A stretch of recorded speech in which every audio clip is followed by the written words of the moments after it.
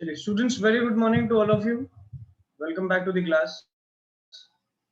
फटाफट अगर मेरा ऑडियो और वीडियो क्लियर है, ठीक है, अगर ऑडियो और वीडियो क्लियर है और आप लोग सारी चीज देख पा रहे हैं तो आप फटाफट हैंड रेज करके बताइए, ठीक है। Fast raise hands everyone. आपको मेरा ऑडियो भी दिख रहा, आपको वीडियो भी दिख रहा होगा, ऑडियो भी आ रहा होगा, स्क्रीन भी दिख रही होगी, ठीक है। तीनों चीजें आपको दिख रहा होगा। उसी के बेस पे अपन अभी अपनी क्लास शुरू करते हैं। चलिए,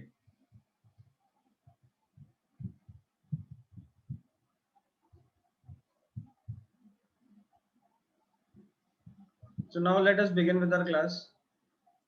Now in today's class what we have to study, देखिए आज अपन को क्या पढ़ना है उसके बारे में बात करते हैं।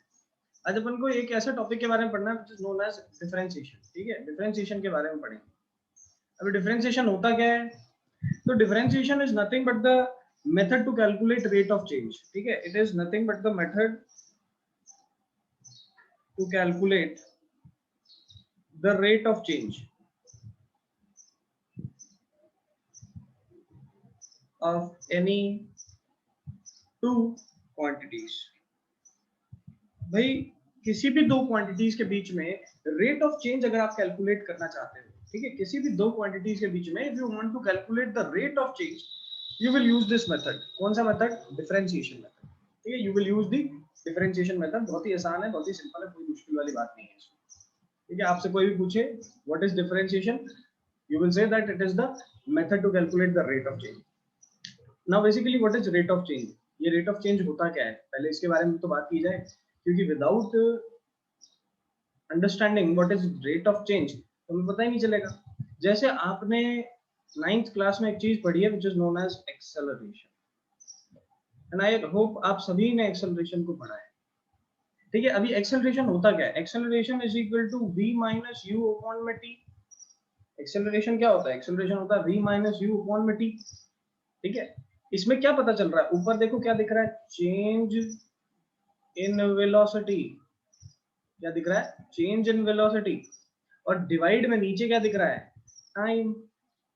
मतलब आपको change in velocity with respect to क्या मिल रहा है? टाइम मिल रहा है। This is only known as the rate of change, ठीक है। किस रेट से वेलोसिटी चेंज हो रही है विद रिस्पेक्ट टू टाइम, उसी को हमने यहाँ पर कैलकुलेट किया रेट ऑफ चेंज के फॉर्म में, ठीक है। इसी को फाइंड आउट करने का जो मेथड है, इसी को फाइंड आउट करने का जो मेथड है उसी को हम डिफरेंशिएशन कहते हैं, ठीक है। इसको फाइंड आउट करने का जो मेथड है उसको अपन डिफरेंशिएशन कहते हैं। तो what is differentiation? It is the method to find the rate of change of any two quantities. किसी भी दो क्वांटिटीज के बीच में रेट ऑफ चेंज अगर निकालना है तो हम we will use the method of differentiation, ठीक है। We will use the method of differentiation. Now differentiation कब यूज किया जाएगा? क्या हर समय हम डिफरेंशिएशन ही लगाएंगे क्या? तो that is not the answer. हम हर समय डिफरेंशिएशन नहीं यूज करते, ठीक है। हम फिर डिफरेंशिएशन कब यूज करते हैं? तो उसके लिए एक सिंपल सा मेथड आपको पहले समझना पड़ेगा। देखिए ध्यान से, मैं यहाँ पर एक ग्राफ बनाता हूँ, ठीक है। First of all let us make a graph.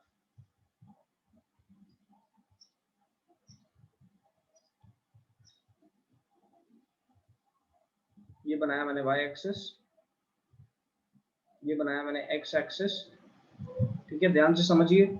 और इसके ऊपर मैंने ये एक स्ट्रेट लाइन ड्रॉ कर दिया like this. This is the straight line. Now on this straight line I have mentioned any two points. किसी भी दो पॉइंट्स को मैंने मेंशन कर दिया, a point and b point, ठीक है। इन दोनों के अगर कोऑर्डिनेट्स देखें तो ये लो x2, y2 और फर्स्ट पॉइंट का कोऑर्डिनेट देखा तो x1, y1। मुझे क्या निकालना है? इसका डिफरेंशिएशन। नाउ डिफरेंशिएशन मुझे क्या देता है? Rate of change. Now what is rate of change? Rate of change is nothing but the slope of the graph, ठीक है। Rate of change is nothing but the slope of the graph. Graph का slope जो होता है उसी को rate of change कहा जाता है, ठीक है भाई। सिंपल सीधी सी बात है। हम यहाँ पर क्या करते हैं? स्लोप निकालते हैं ग्राफ का। अब स्लोप कैसे निकालेंगे? तो ये देखिए, मैंने इन दोनों के परपेंडिकुलर डाले और ऐसे ही मैंने y एक्सिस के कोरस्पोंडिंग भी डाला। देखो ध्यान से, ऐसे ही y एक्सिस के कोरस्पोंडिंग भी डाल रहा हूँ। So we are getting the values y2 and y1 on the y axis and x2 and x1 on the x axis। Slope कैसे निकाला जाएगा? तो स्लोप का लिटरल मीनिंग अगर देखा जाए तो दैट इज इंक्लिनेशन। इंक्लिनेशन का मतलब क्या हुआ? कितनी ढलान है, कितना एंगल बनाता है ये हॉरिजॉन्टल के साथ, तो हॉरिजॉन्टल के साथ देखो यहाँ पर एक थीटा एंगल बनता हुआ दिख रहा है आपको इस ग्राफ का, हॉरिजॉन्टल के साथ आपको एक थीटा एंगल बनता हुआ दिखेगा इस ग्राफ। अब इस थीटा एंगल को अगर मुझे कैलकुलेट करना है, if I want to calculate this theta angle, then what we will do, हम क्या करेंगे यहाँ पर tan थीटा अप्लाई कर देंगे। तो स्लोप को कैलकुलेट करने के लिए we will apply tan theta. Now आप देखो यहाँ पर ट्रायंगल बन रहा है ABC, tan थीटा क्या होता है, परपेंडिकुलर अपॉन बेस। परपेंडिकुलर कैसे निकलेगा, तो ये देखो BC कैसे y2 minus y1, and what is the base, base is this x2 minus x1। Put कर दो इन दोनों को उठा के, इन दोनों को उठा के पुट करो तो x2 minus x1 divided by y, sorry, perpendicular which is y2 minus y1 divided by x2 minus x1, and this is the slope। अब बेटा ध्यान से एक चीज देखिए, अगर मैं डिनोमिनेटर की बात करता हूं तो डिनोमिनेटर में मुझे क्या दिख रहा है, डिनोमिनेटर में मुझे दिख रहा है चेंज इन एक्स एक्सिस। क्या दिख रहा है, चेंज इन एक्स एक्सिस। अगर मैं न्यूमरेटर की बात करूं तो क्या दिख रहा है, change in y axis, change in y axis.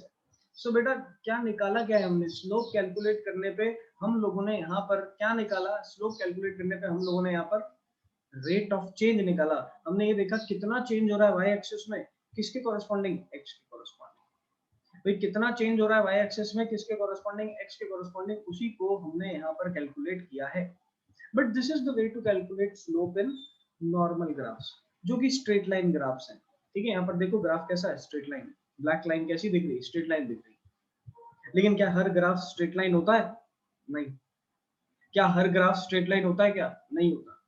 जब हर ग्राफ स्ट्रेट लाइन नहीं होता, सो हम यहाँ पर एक छोटी सी लाइन लिख सकते हैं, that the above method is only applicable, the above method is only applicable for straight line graphs। भाई ऊपर वाला मेथड सिर्फ और सिर्फ स्ट्रेट लाइन ग्राफ्स के लिए ही एप्लीकेबल है। तो भाई अगर मेरे पास कर्व्ड ग्राफ्स आ जाएंगे तो मैं कैसे निकालूंगा, कैसे स्लोप को कैलकुलेट करूंगा, what will be the method to calculate slope if we have curved graphs, then we will use the method of differentiation। तब हम डिफरेंशिएशन के मेथड को यूज करेंगे। तो आइए कर्व्ड ग्राफ बनाते हैं। ठीक है, ये देखो कर्व्ड ग्राफ बनाया, this is the x axis and the y axis respectively.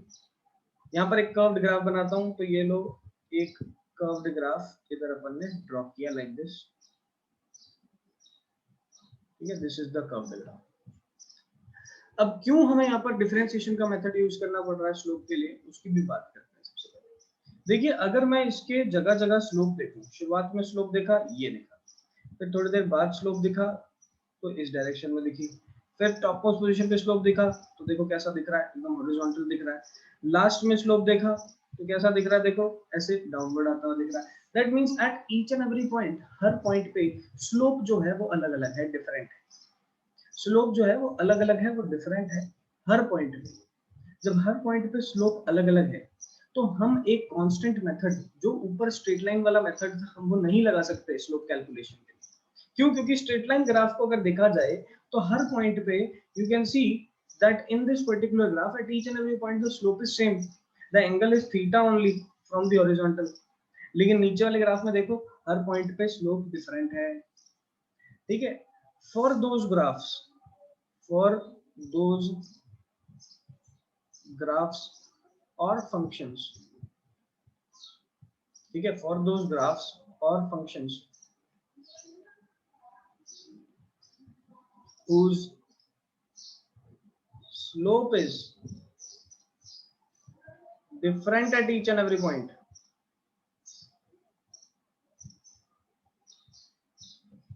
whose slope is different at each and every point, what we use the method of differentiation। हम उस जगह पे कौन सा मेथड यूज करते हैं, तो हम उस जगह पे डिफरेंशिएशन का मेथड यूज करते हैं in order to calculate the slope. Simple सीधी सी बात है, इसमें कुछ मुश्किल नहीं है, कोई रॉकेट साइंस नहीं है, आपको बस सिंपल सा ध्यान रखना है। When are we using the method of slope, हम मेथड ऑफ स्लोप डिफरेंशिएशन वाला मेथड कब यूज कर रहे हैं, जब हमें, ठीक है, जब हमें कैलकुलेट करना होगा किसको, slope of a variable graph, ठीक है। फटाफट बताइए क्या यहाँ तक आपको क्लियर हुआ है कि नहीं हुआ है? फटाफट हैंड रेज करके बताएंगे। Yes everyone,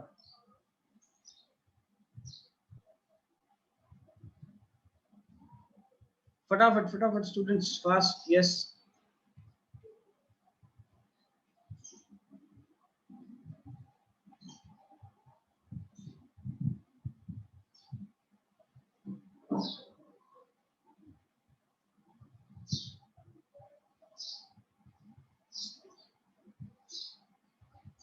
yes everyone,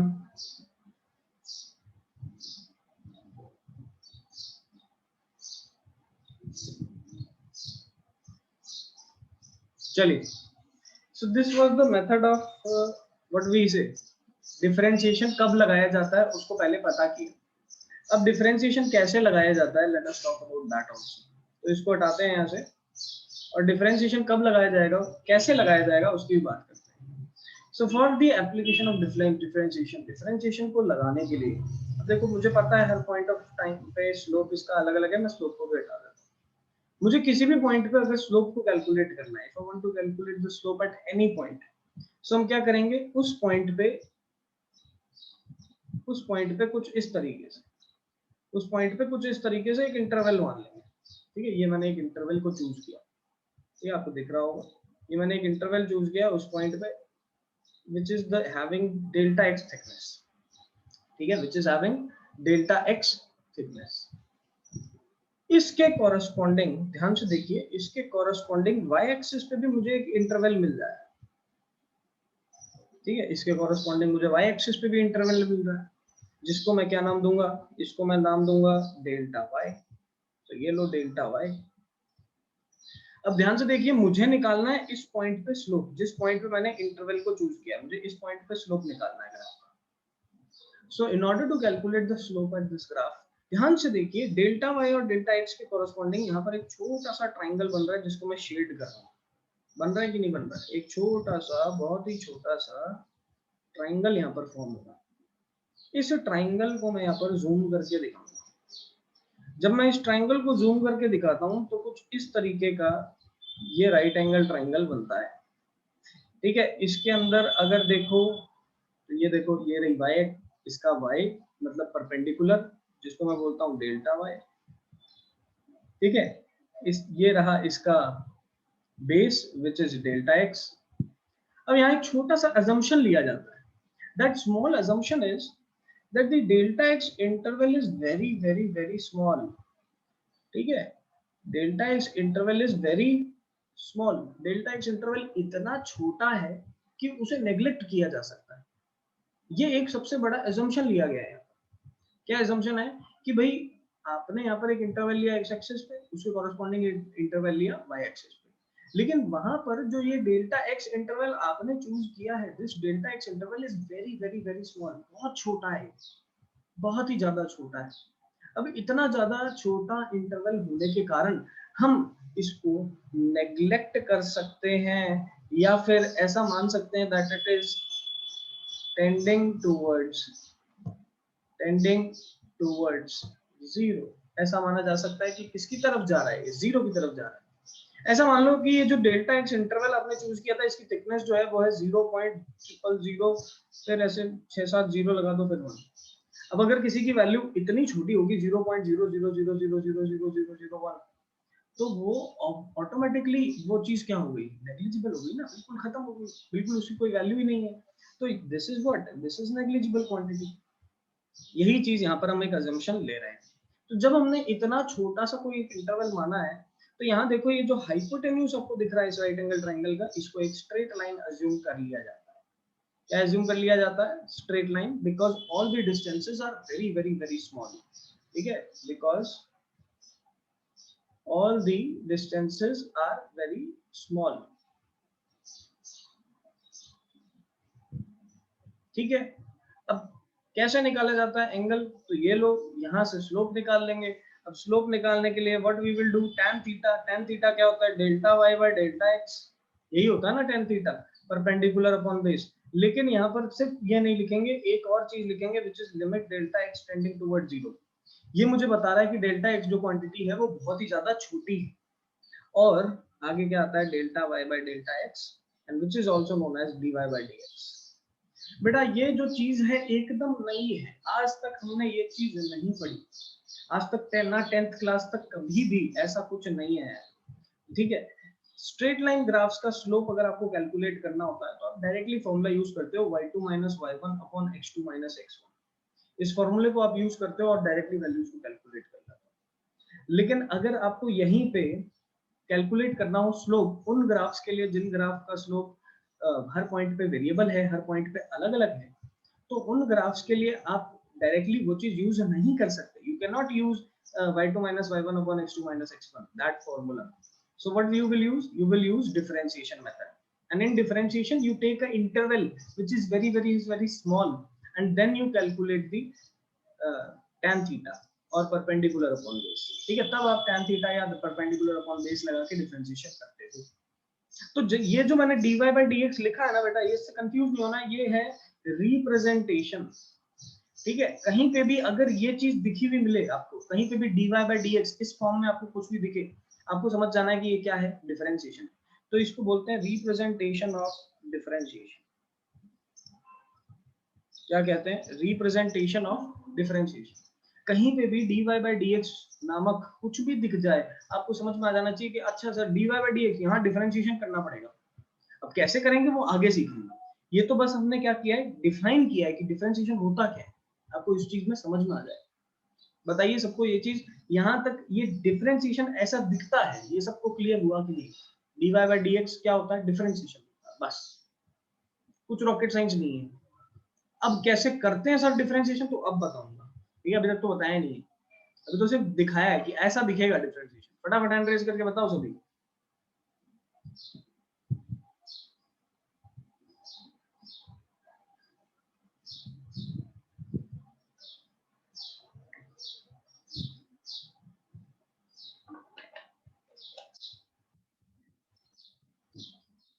yes fast. अब देखिए बहुत ही आसान है, अगर यहां तक समझ गए तो अब बहुत ज्यादा आसान है, ये कुछ दिक्कत नहीं आएगी, ध्यान से देखना। अब सिर्फ फॉर्मूले हैं, आपको फॉर्मूले याद रखने हैं, जैसे मैथ्स में आपको फॉर्मूले याद रखते हैं। देखिए सबसे पहला मैं आपको डिफरेंशिएशन का फॉर्मूला बताऊंगा फॉर पॉलिनोमियल फंक्शन।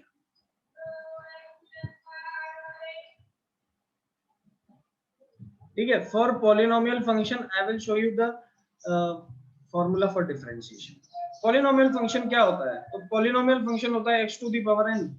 आपने पढ़ा होगा, देखो 2x square plus x plus 1, ये सब क्या होते हैं, पॉलिनोमियल फंक्शन होते हैं, आपने 10th क्लास में जरूर पढ़े होंगे।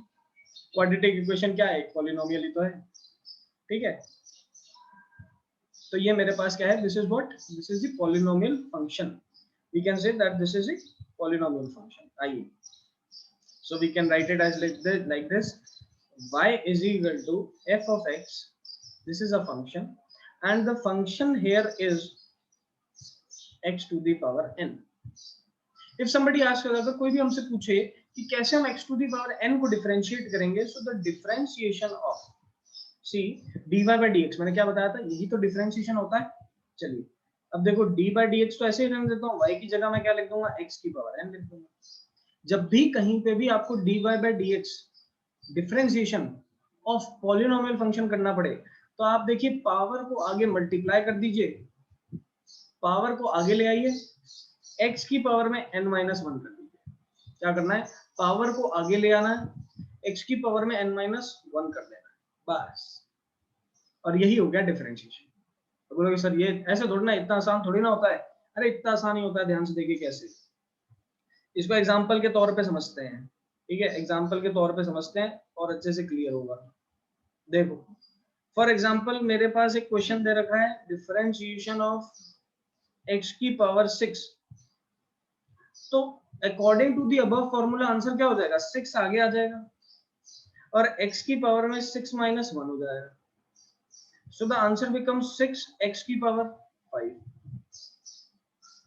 ठीक है, तो x की पावर 6 का डिफरेंशिएशन जो हो गया, x की पावर 6 का डिफरेंशिएशन जो हो गया, क्या हो गया, 6x की पावर 5 हो गया। आई होप आपको यहाँ तक बात समझ में आई होगी। चलिए एक और देखते हैं। अगर ये क्वेश्चन समझ में आ गया तो ये भी आ गया होगा। देखो ध्यान से, डिफरेंशिएशन ऑफ 2x अगर लिखा हुआ है, क्या लिखा हुआ है? Differentiation of 2x। तो देखो 2 तो ऐसा कैसा कांस्टेंट है, उसको तो हटा दो, यहीं पे ऐसे रहने दो। अब डिफरेंशिएशन किसका करोगे? x का करोगे। अब x की पावर क्या है? 1 है, तो 1 ही आगे आ जाएगा और x की पावर में 1 - 1 हो जाएगा। ठीक है, तो यहाँ बच गया 2 और x की पावर हो गई 0। x की पावर 0 क्या होती है? 1 होती है। तो आंसर देखो क्या आ गया, 2 आ गया। समझ में आ रही है बात? तो पॉलिनोमियल फंक्शन को कैसे डिफरेंशिएट करना है, आई होप आपको समझ में आ रहा होगा। x की पावर n है, n को आगे ले आओ, x की पावर में n - 1 कर दो। सिंपल सा मेथड। अब मैं एक क्वेश्चन दे रहा हूँ, फटाफट बताओ, देखते हैं कौन बता सकता है इसका आंसर। मुझे डिफरेंशिएशन करना है किसका? 4x³ plus 6x² plus x का। बताइए कैसे इसको सॉल्व करेंगे? कैसे इसको सॉल्व करेंगे? वही सेम फॉर्मूला है जो पहले लगाए थे, बस थोड़ा सा मेथड चेंज है। आप लोग बताइए how we will solve it. Who can tell me? Raise hands. Yes, same formula है जो पहले लगाया था। Sumit sir 4 3x² plus 6 2x। ठीक है, प्लस 6 2 मल्टीप्लाइड बाय 2x। हाँ उसके बाद सर 1 प्लस 1। सही है, परफेक्ट, परफेक्ट आंसर। चलिए देखिए, बिल्कुल सही आंसर दिया है सुमित ने। सर सबसे पहले तो आप 4 को ऐसा का ऐसा लिख दोगे। x की पावर 3 है, तो आप क्या लिखोगे? 3 को मल्टीप्लाई में और x की पावर में 3 - 1। फिर आप 6 ऐसे ही रहने दोगे, 2 को आगे ले आओगे, x की पावर में 2 - 1 कर दोगे और फिर आप 1 आगे ले आओगे, x की पावर में 1 - 1 कर दोगे। जब सॉल्व करोगे, this becomes 4 × 3 × x² plus 6 × 2 × x plus 1. So answer will be 12x² plus 12x plus 1. So this is the answer. ठीक है, सिंपल सा मेथड है, सिंपल सा तरीका है। आपको समझ में आया होगा कि कैसे सॉल्व करते हैं इसे। फटाफट बताओ ये चीज सबको क्लियर है कि नहीं? हैंड रेज करके। It's very easy, it's very easy, very easy.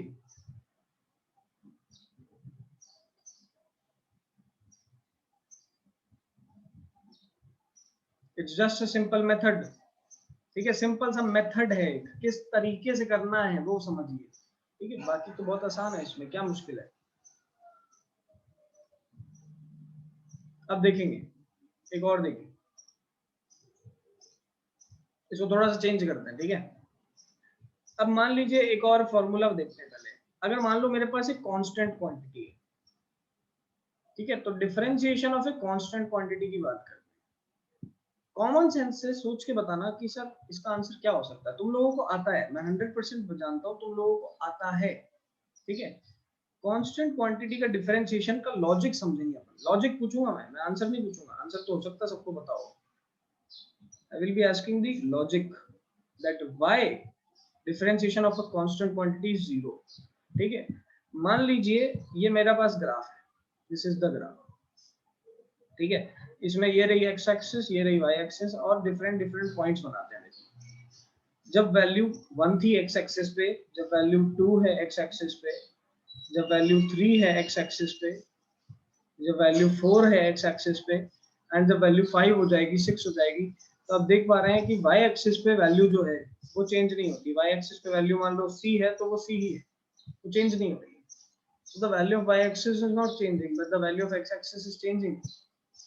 इसका मतलब ये एक कांस्टेंट क्वांटिटी हो गई, ये कांस्टेंट क्वांटिटी का ग्राफ हो गया। एक कांस्टेंट क्वांटिटी का ग्राफ आपको कैसा दिख रहा है? हॉरिजॉन्टल दिख रहा है। बेटा मैंने क्या बताया था कि यहाँ से जो हॉरिजॉन्टल के साथ जो एंगल बनाया जाता है वही तो स्लोप होता है। जब हॉरिजॉन्टल के साथ जो एंगल बनाया वही स्लोप है। तो आप देखो यहाँ पर हॉरिजॉन्टल के साथ कितना एंगल बनाया जा रहा है, कौन बता सकता है? Yes, raise hands. What is the angle with the horizontal? Yes, कौन बता सकता है? Only one student in the whole class. Yes बताइए सुमित। सर 0। 0, बिल्कुल सही बात है। भाई द ग्राफ इज हॉरिजॉन्टल तो थीटा भी 0 हो जाएगा, और थीटा अगर 0 हो गया that means slope is 0, slope is 0 that means the differentiation, 0. ठीक है, of a constant quantity is always 0, ठीक है, differentiation of a constant quantity हमेशा क्या रहता है, 0 ही रहता है। So always remember that what is the differentiation of a constant quantity, the answer is always 0, याद रखनी है इस चीज को। चलिए थर्ड अपन देखते हैं differentiation of trigonometric functions. Third अपन देखेंगे differentiation of trigonometric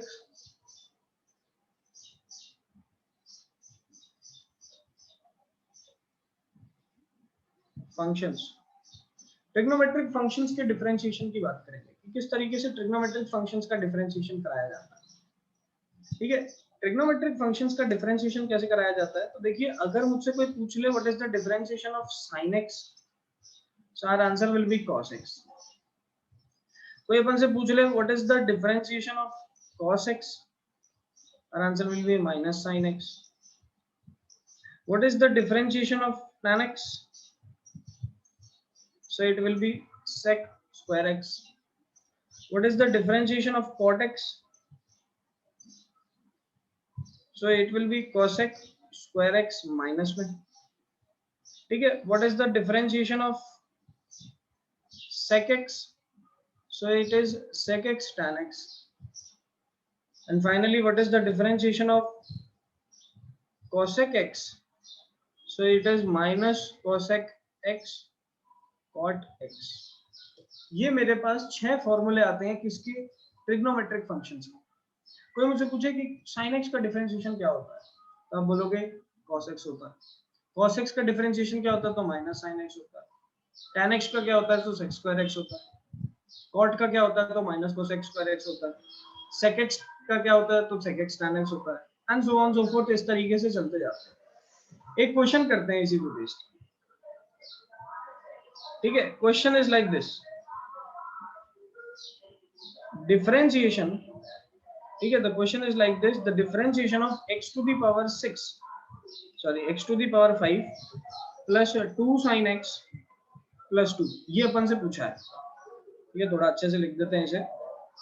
differentiation of x to the power 5 plus 2 sin x plus 2, तो अपन क्या करेंगे, तीनों का अलग अलग डिफरेंशिएशन करेंगे। सबसे पहले differentiation of x to the power 5, फिर 2 तो ऐसे ही रहने देंगे, फिर लिखेंगे डिफरेंशिएशन ऑफ sin x, और finally differentiation of a constant quantity.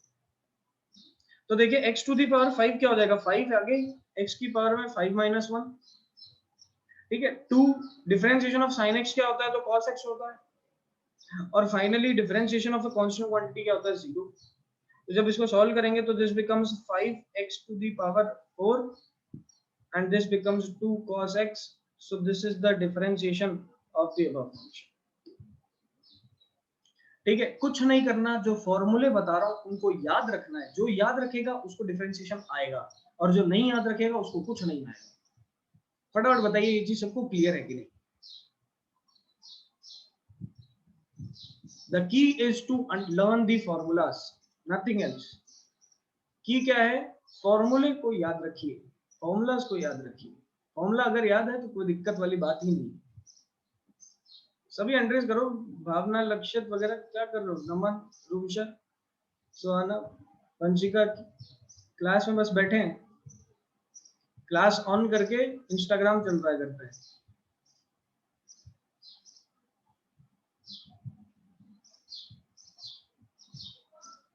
चलिए बहुत बढ़िया, तो फिर आज की क्लास फिर अपन यहीं पे खत्म करते हैं। इसकी जो पीडीएफ है I will provide this in group only, ठीक है। ग्रुप में आज ही मैं इसकी पीडीएफ जो है प्रोवाइड कर देता हूँ। फॉर्मूले जो हैं जितने मैंने आज कराए हैं कल तक आप उसे याद करके आइए, अदरवाइज कोई फायदा नहीं होगा, ठीक है। अदरवाइज आप जब क्लास के अंदर आओगे आपको चीजें समझ में नहीं आएंगी। तो इसीलिए पीडीएफ जो मैं आज सेंड करूंगा आप उसको सॉल्व करिए, घर पे देखिए, ठीक है। उसके अंदर जो फॉर्मूले हैं उन फॉर्मूलों को याद करने की कोशिश करिए, ठीक है, और उसके बेस पे फिर अपन आगे चलते हैं। चलिए सबको यहाँ तक क्लियर है। आज की क्लास अगर सबको क्लियर होती है तो लास्ट एक बार हैंड रेज कर दो, फिर अपन खत्म करते हैं क्लास।